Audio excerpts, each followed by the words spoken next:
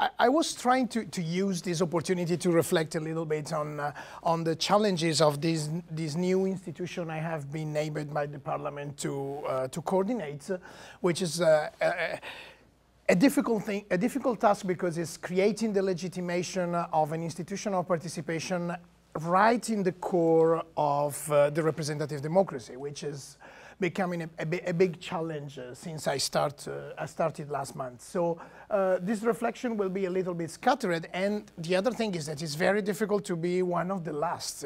I think that the colleague will know that, so we will be repeating things, or maybe you can imagine that we are summarizing what you said before, so it could be a nice way of seeing our reflections. So what is this? Just an answer. What is this? Okay, neutral. Your description is neutral. Okay, so usually people answer like a person without a home, homeless, or something like this. But that when you arrive here, you can think that it can be a temporary rest on a bench. It's not needing an homeless, but normally when I show this, people say homeless, no? Soon. And what is this? I call human stupidity, or maybe more human cruelty. This is all things to avoid homeless sleeping, but not only homeless, also people who want to rest for half an hour on a bench. So what is this? Creativity. Exactly, human creativity. It's, you see, I mean, you can do what you wanted for that. You can use the same facilities in different ways, and this is wonderful. This is an artist who created these pillows to put on the benches done for not sleeping, and so you can sleep on top of the benches. And so I think that human resilience and adaptability are a very important element, first of all for us, that we had to speak after all of you, but also because they are the degree zero of participation. If you take, I don't know, some text of Leonie Sandercock about insurgent citizenship, describe it as thousands of tiny empowerments. You can imagine that some of the actions that human beings do for surviving can be imagined as a sort of first degree of participation, because they create networks, they have inside creativity to survive, like in this case, for example. And sometimes they have catalyzer, because this is an artist, obviously, but what he has been doing can be very useful for people to imagine similar solution that can help their life. I will try to focus on some small concerns of the participation when it's not the zero degree, but especially when it's formalized. I like very much the description done by the Spanish sociologist Pedro Ibarra, who focus on the two big families of participation, that is participation by eruption, when you don't have a space, you conquer the space, and participation by invitation, where someone gives you a space, then with a lot of unknown feature about the quality of this space and the condition given. And one of my fear is that what Boaventura de Sousa Santos called the double pathology of liberal democracy. Since the beginning, Edward told that the dilution of the concept of democracy is one of the problems in the moment in which formal democracy, or at least electoral democracy, is expanding around the world. So, so to the expansion does not correspond necessarily the quality.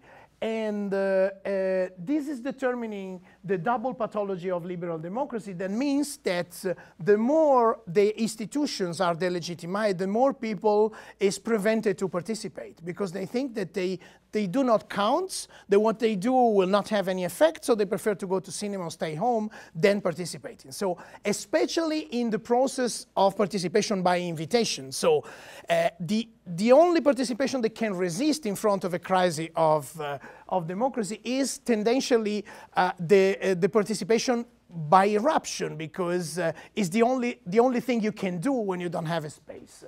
So so for me, these are the main challenges of democracy. I will focus only on one or two of them, but when there was the first question that Salar did to us, I think that tackling growing inequalities in a shrinking framework of local finances, expanding the right to the city, so including people not based on national belonging and not limited to individual rights, but also taking into account collective rights and taking into account that the important carrier of rights is the producer of the city, of its economy, of its culture, and not necessarily who has a formal right to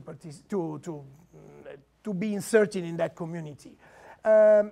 Then what is more interesting for me here in this case is redeveloping mutual trust between citizen and institution, so which is also a way to create spaces for more neutrally grounded cross-information exchange.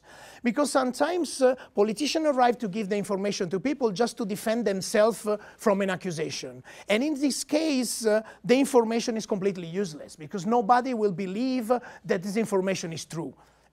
The monopoly of production of information is a problem, and is even a bigger problem when the information is displayed only in the moment that you have to defend yourself, because this loses credibility. So building spaces of participation for me is also building a space in which you start to give to people relevant information that one day can serve also to defend yourself, but you give them in advance. And the other one is the problem of culture of participation, which is lacking in society as well, in a different level, technical and political, of the governments. And what interests to me is something that sometimes we forget. Institutions concentrate on the idea that participation serves mainly to make institution work better.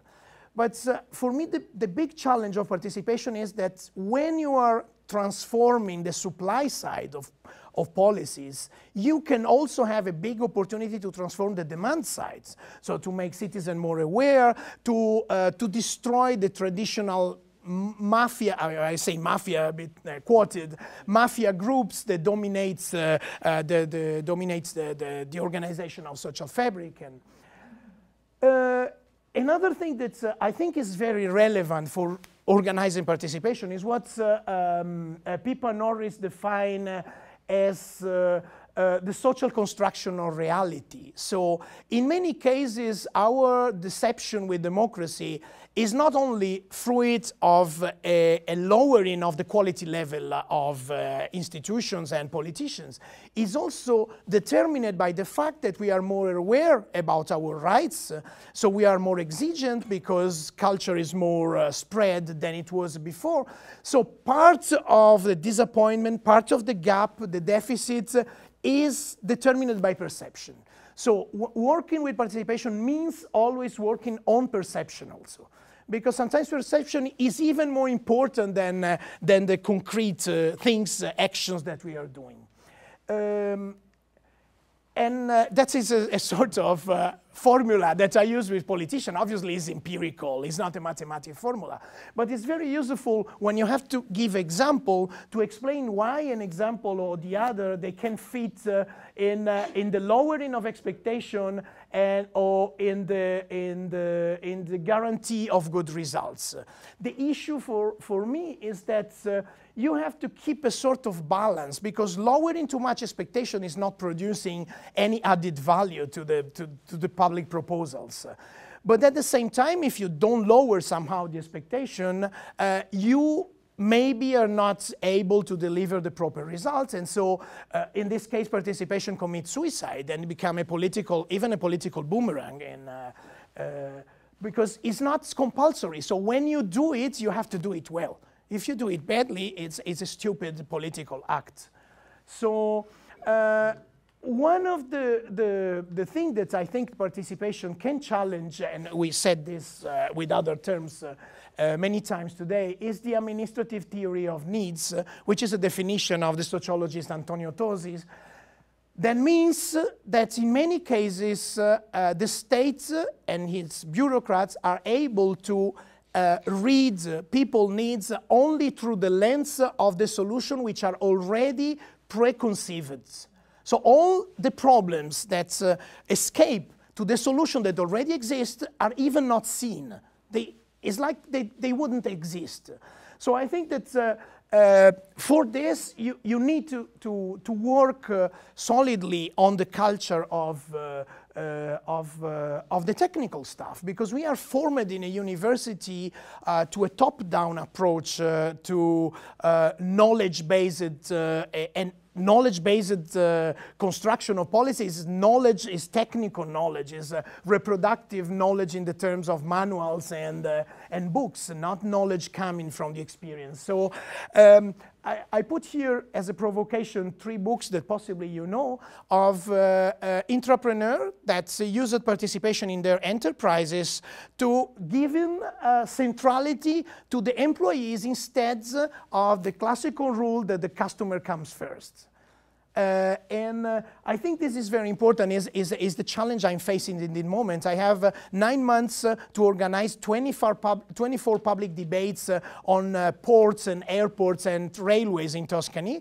And my problem is that I don't have, in this moment, technical stuff which is sensitized to what will happen. Luckily, the law say that 6 months before regional election, you cannot do public debates. So I have 9 months to work on that. But in these 9 months, the first task I have is dialogue with technical staff, because they are scared. They are scared to have to change language. They are scared to have to work in the night and weekends for the participatory process. But nobody never asked them what they are scared of. And so I think that we started a process of participation of the 2,200 technical staff of the region, exactly to show that we are interested to them. So we are doing like 5 ideas of this debureaucratization of the region. So they are discussing and voting on 5 measures that the regional governor will commit to implement in the end. So I think it's very important, this kind of work. And so my answer to how to fight the double disease of the double pathology of liberal democracy is a little bit what Ganuza and Frances show in their last book on participatory budgeting in Spain. So the idea of working on a sort of virtuous circle that starts from someone who accepts the challenge of a change and then enter in a sort of growth of positive change, a sort of waterfall of positive change. And I wanted to remind another book. I'm provoking using only Southern European reference, except Pippa Norris, because I'm sure that many of you, maybe they do not know. So I want to state that we also produce something that could be useful. So in the study on demophobia in politics, since the father of American Constitution that preferred to define themselves Republicans instead of Democrats because they were scared of the dangerous role of the people, no? So I think that is very important, because he has a chapter which is centered on the right of democracy to commit suicide, which is analyzing how democracy, normally for this demophobia, they create measures. For example, in Italy, we have thousands of these measures. All the thresholds for election, the small parties will stay below because we need governability. No? All this kind of measure, we have a reward, majority reward. The one who conquers 30% conquers 60% of the seats. No? This kind of thing completely destroy the idea of representative democracy. They serve just for the functioning. No? You were telling about the story of democracy, the symbolic and then the functional democracy. And we are absolutely in this, and through the functional democracy, we are destroying democracy and the imaginary of symbolic democracy somehow. So it was interesting because he asked a question in the end of the book. Is there a linear progress of democracy? For example, when you analyze what many of the Eastern European countries did with participatory democracy, I remember I did a lot of conferences on participatory budgeting in many Eastern countries in the beginning of the 90s, and the result was always fantastic. But now we are worried to build our representative democracy and our parties. And I would say, why do you want to repeat our mistake? Having a system completely self-referential, they will decay, and in that moment you will start with a participatory process, which will be very difficult to realize because people is affected by the double pathology of liberal democracy. So why is not possible to think for the new countries which are discovering democracy now to start immediately with a sort of antivirus and a sort of vaccine inside? So starting with the two democracy dialoguing since the beginning. And to finish this, I wanted to do my last provocation, which is from whom can we learn? Because when I accepted the challenge 7 years ago of Salar to work with them on participatory budgeting, I accepted only for one reason, because two reasons. They seemed to have quite clear why they wanted to do this. And the second was that they were watching with interest to southern countries and they wanted to learn from them. So this is the return of caravel mechanism of the participatory budgeting that today are more or less the same number in Europe as they are in Latin America. That means in 10 years' time, something changed. Obviously, the quality is very different, but it's important to watch to the others for learning. And my boss, Boaventura de Sousa Santo, calls epistemology of the South. And today there are many areas of democracy in which we can watch to them. My institute study a lot the constitutional reform in Bolivia and Ecuador. So this kind of constitutional reform based not only on participation, but mainly on the recognition of plural nations.